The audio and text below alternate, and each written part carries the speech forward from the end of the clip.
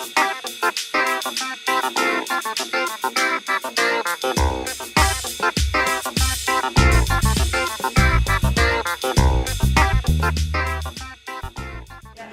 good evening, ladies. Tonight what we're going to do is I'm going to plant up 3 containers tonight. I'm going to do a really stunning container for the patio in a sunny position. For the first time, something I've never done. We often, in our gardens and people who've got backyards, we've got shaded areas as well. So tonight I'm actually going to do a container for a shaded area that's actually got some nice colours and textures.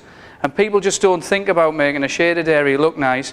And then I'm going to finish off and do a lovely hanging basket just to give you some ideas and tips. So first of all, I've got a lovely pot here. Whenever you choose a pot in a garden centre, you want to make sure that you get a frost-resistant pot.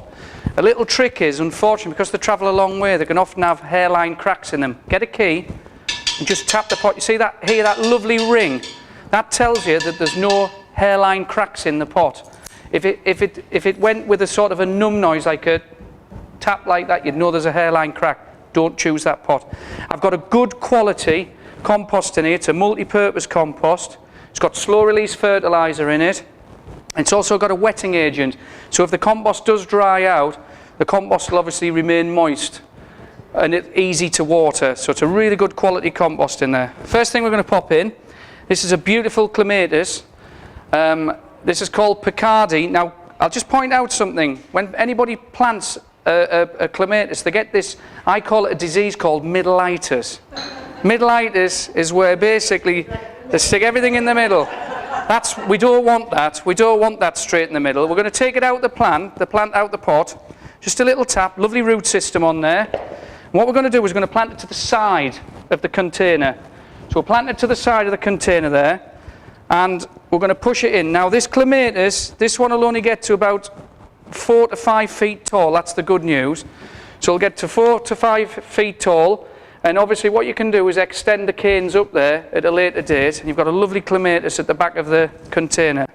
We're then going to put this lovely, this is a verbascum.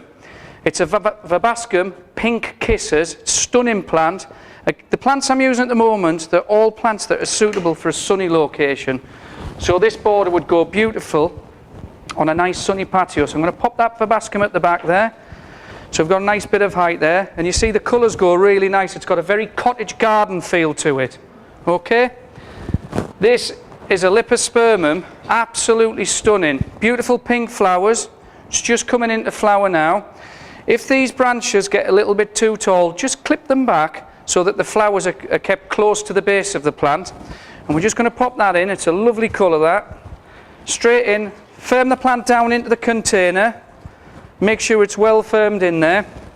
Now this is a real stunner. This is Dianthus. Dianthus, and it's called Firestar. Now something special about this one is the scent is unbelievable. When you get an opportunity afterwards, the smell of this is incredible. Also it attracts bees. So it's an ideal thing because obviously we've got bumblebees at the moment. There's about 7 of our species almost extinct out of 10. So what we want to do is try and get bees back into the gardens, and this is one of the plants that will do it. So we're going to pop that in. So that's a lovely Dianthus. Common name, you'll all know it as a carnation. It's a type of carnation. But you can see the stunning colour, and it's really drawn the colour out of the other plants there. This is a beautiful ivy. Now when you're choosing ivies for a container, what you need to do is you need to make sure that you go for a small leafed with plenty of variegation in. The reason is if you go for the larger leaf varieties, they will actually take over the whole container. They're far too vigorous and they'll actually, spoil a container. So go for this type. Now these ivies can be split, but I'm going to leave them together in a clump. And what I want to do is I just want to cascade it over the front, because when you're producing or planting a container, you start with your height, you're moving down, and then you cascade down to the front, so you soften it. Now what you can do with the ivy, spread it out. At a later date, you can actually put an elastic all the way around and train the ivy all the way around the pot, and it'll give it a really nice finish if that's what you want to do. But what we're going to do, we're going to have the au naturel look and just let it cascade down. If it does start to get too bushy, get in there with the scissors, don't be frightened, clip it with the secateurs and scissors. Shouldn't really tell you this, but if you drop that straight into a glass of water, it'll root in 4 or 5 days and you'll have some more plants. This is known as the balloon plant. And believe it or not, it'll grow in full sun or shade. It's absolutely stunning, and it's actually a hardy plant. It will come back next year. It can be grown as a house plant in your house right through the winter months, but it is hardy, and it's ideal for containers. As I say, it's known as the balloon plant. Its proper name is Platycodon, and you can say that with a Geordie accent. But that's the Platycodon, and we've also got it in blue. That's the Platycodon, and you can see, well, the reason it's called a balloon plant, when the flowers are actually born, it forms a big blue balloon or pink balloon first, and then what happens is it bursts open, and you've got a real stunner there. Absolutely cracking plant, great in a container. And we'll just pop that in as well. Now, my little gem tonight that I'm just going to show you, this is the Bijou clematis, trailing clematis. It's a mounding clematis. You don't need any canes. You can plant this in a border. It also obviously attracts bees and insects, which is really important. Butterflies it will attract, yeah, because obviously bees and butterflies tend to go more in sunny areas anyway. So what I'm going to do with this, I'm going to put it at the front of the container.